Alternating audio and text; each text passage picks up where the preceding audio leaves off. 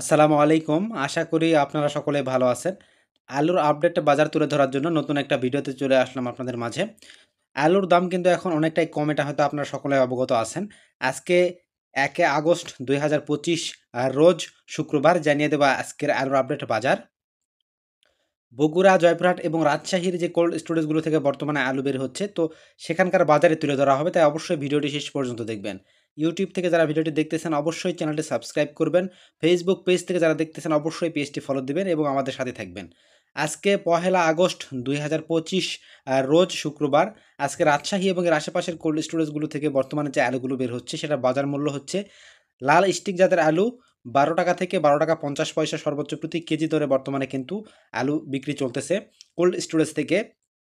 সাদা ডায়মন্ড আলু কিন্তু একই বাজার চলতেছে ১২ টাকা থেকে ১২ টাকা ৫০ পয়সা প্রতি কেজি দরে বর্তমানে আলুগুলো বেচাকেনা চলতেছে রাজশাহী এবং এর আশেপাশের কোল্ড স্টোরেজগুলো থেকে।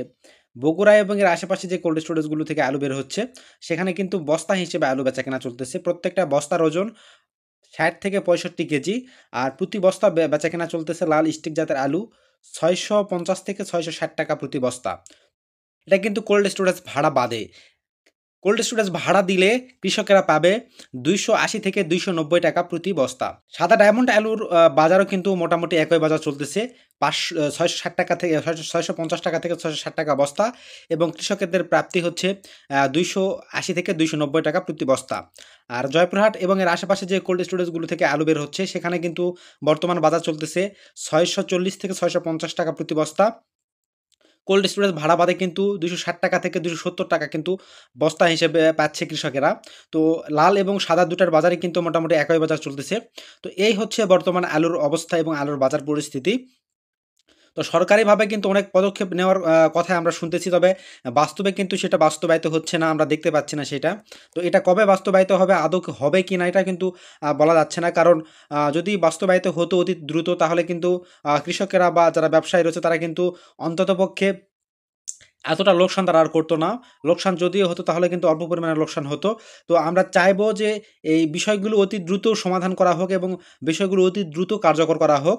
তো টিসিবির মতো যে আলু দেওয়ার চিন্তাভাবনা ছিল সরকারের এবং কৃষকদের এবং ব্যবসায়ীদের এবং কোল্ড স্টোরেজ মালিক সমিতির যে দাবি ছিল যে ২৫ টাকা কেজি সর্বনিম্ন আপনার হচ্ছে কোল্ড স্টোরেজ থেকে যেন আলুগুলো কিনে নেওয়া হয়। তো এটা যদি বাস্তবায়িত হয় তাহলে কৃষকদের যে উৎপাদন খরচ এবং ব্যবসায়ীদের যেই পুঁজি যেটা কোল্ড স্টোরেজে আলু রাখতে গিয়ে যেটা খরচ হয়েছে সেটা কিন্তু অন্ততপক্ষে ব্যবসায়ীরা উঠাতে পারত বলে আমি মনে করি। তো এটা অতি দ্রুত যদি কার্যকর হয় অতি দ্রুতই কিন্তু কৃষক ব্যবসায়ীদের জন্য কিন্তু সাফল্য।